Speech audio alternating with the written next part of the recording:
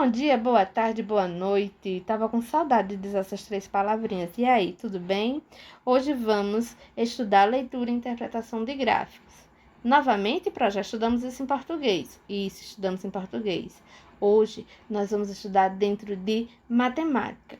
Mas antes de fazer qualquer leitura e interpretação dos gráficos que vocês vão estar fazendo no livro de vocês, eu vou trazer mais conhecimento sobre as tabelas e sobre os gráficos, para que vocês tenham mais conhecimento sobre a estrutura de uma tabela e de um gráfico e que conheça cada tipo de tabelas e cada tipo de gráfico que existe. Vamos lá? Então, nós temos tabela do tipo tabela simples e tabela de dupla entrada. Temos também gráficos de colunas, gráficos de barras, gráficos de linhas e gráficos pictóricos. Vejam aqui a tabela. E o que é uma tabela? É uma estrutura criada para organizar dados. Isso mesmo. A tabela é uma estrutura que utilizamos para organizar dados. E o que são dados? São informações sobre um determinado assunto. Toda tabela, ela precisa ter uma estrutura. E que estruturas são essas? Ela é formada por coluna e também formada por linha. O encontro dessa coluna com a linha eu chamo de célula. E o que mais existe ainda de elemento para completar a estrutura de uma tabela?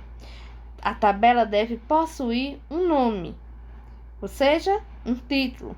Esse título identificará o assunto do qual a tabela traz informações e deve ser informado na primeira linha. Então, essa tabela aqui traz os estados da região norte. Além do título, é preciso ter também fonte. E o que é a fonte? É o indicativo no rodapé da tabela, que serve para quê? Para indicar qual a entidade responsável pela informação que está presente naquela tabela. E, além disso, temos também o corpo, ou seja, o que é o corpo? É o conjunto de linhas e colunas que tem as informações inseridas em cada célula. Entendido aí, então? E aí? A gente disse também que as tabelas poderiam ser tabelas simples e tabela de dupla entrada. E o que é o que é que diferencia uma da outra? Muito fácil. Uma tabela simples tem a coluna principal e tem uma coluna a mais com outras informações. Além da coluna principal, possui mais uma coluna com outras informações, como vocês estão vendo aí no exemplo. Então, ela termina tendo somente duas colunas, uma com a informação principal e a outra com os dados dessa informação principal. A tabela de dupla entrada, ela tem uma coluna principal e mais duas ou até mais colunas com outras informações, como no exemplo.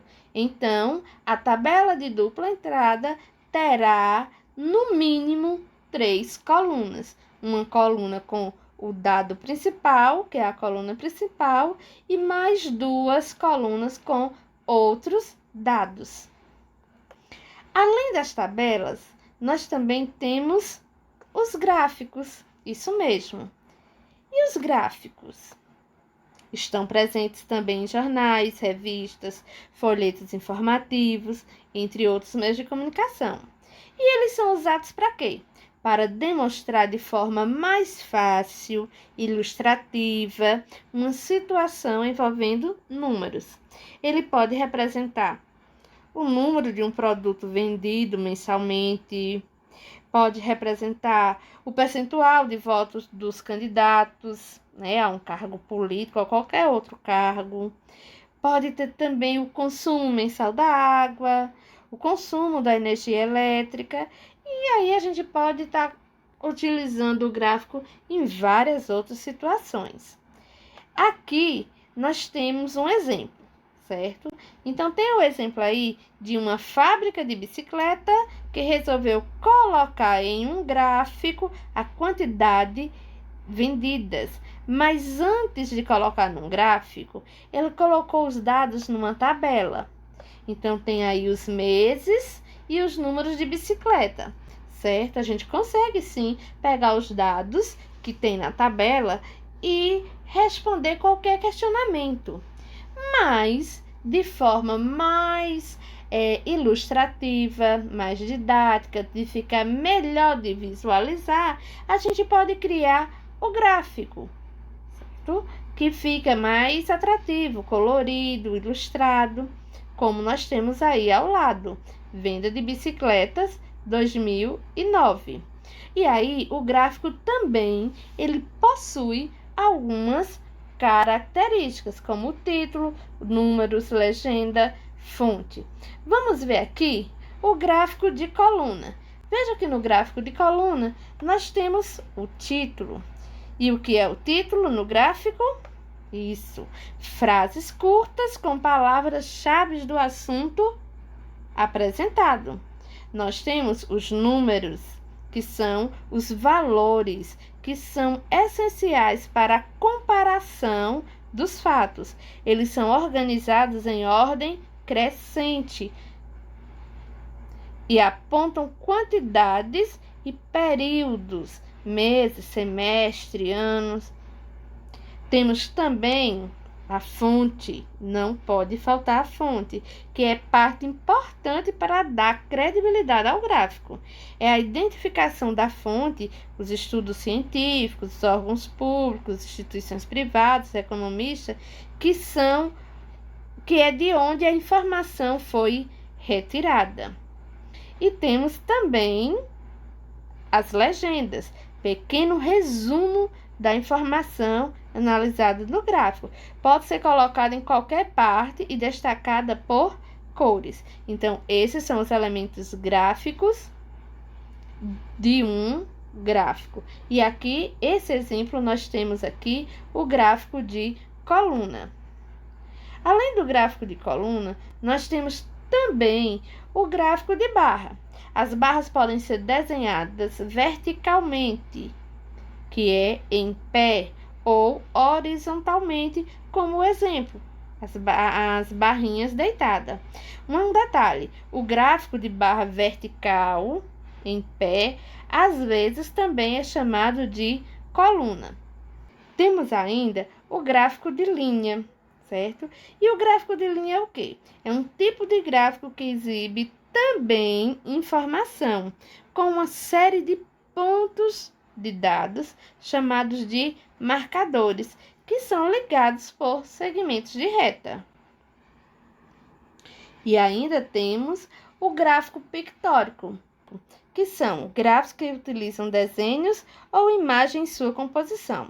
Os gráficos pictóricos são muito utilizados nos meios de comunicação do tipo jornal, revista.